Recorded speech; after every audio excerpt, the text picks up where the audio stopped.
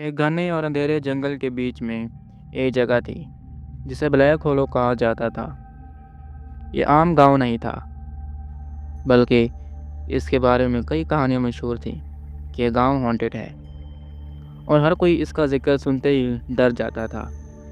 लोग कहते थे कि ब्लैक होलो में वो लोग बसते हैं जो कभी इस दुनिया से गुजर चुके हैं, मगर उनकी रूहें अब भी वहीं भटक रही हैं।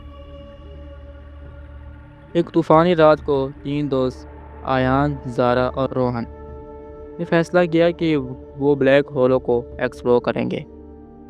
उन्होंने गांव के लोगों से कई कहानियां सुनी थीं।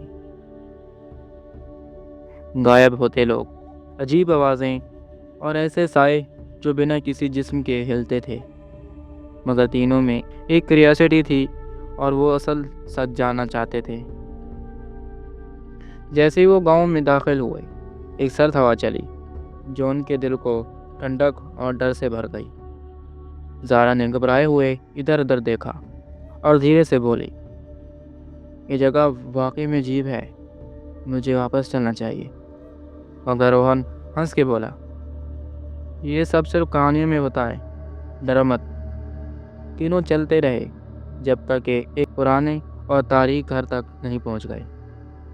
अचानक उन्होंने हल्की सी गुनगुनाहट सुनी जो दरख्तों में से गुजर रही थी। कोई है? हमें आज़ाद करो। वो आवाज़ें अजीब थीं और देर तक गूंजती रहीं।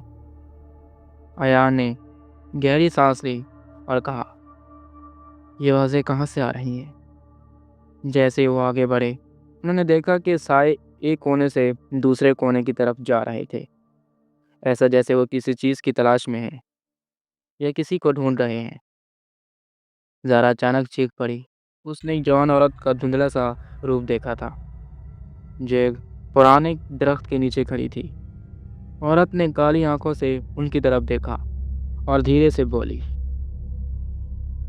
हमें छोड़ दो, हम यहाँ कैद हैं। रोहन ने हिम्मत रखी और बोला, तुम लोग होश में रहो, ये सब बस कहानियों की रूहें हैं। मगर उसकी बात ख़त्म करने से पहले ही वो औरत गायब हो गई और पूरा गांव अचानक जिंदा हो गया। हर तरफ आवाज़ें और चीखें गूंजने लगीं।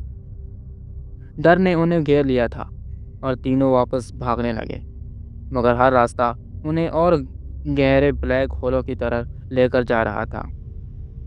क्या हम कभी इस जगह से निकल पाएंगे? आयान ने डरते हुए कहा। उसकी आवाज़ कांप रही थी। आखिर में वो एक खुले इलाके में पहुंच गए जहां पत्थरों का घेरा था। बीच में एक पुराना पत्थर था जिसमें अजीब नक्श बने हुए थे। ज़ारा को वो कहानी याद आ गई कि रूहें इस जगह एक कर्ज की वजह से बंधी हुई हैं। उसने धीरे से कहा, अगर हमें ये कर्ज तोड़ना है तो हमें इस पत्थर को तोड़ना होगा। रोहन ने पूरी ताकत से पत्थर पर जोरदार ज़रब लगाई और आसमान में एक चमक उठी। अचानक सारी आवाज़ें ख़त्म हो गईं। ब्लैक होलो खामोशी में डूब गया। तीनों दोस्त जंगल से निकल गए, मगर उस रात का डर उनके दिल में हमेशा के लिए बस गया। उन्हें पता था कि उन्होंने ब्लैक होलो की भटकती रूहों को आज़ाद कर दिया है, लेकिन कुछ राज हमेशा राज ही रहते हैं।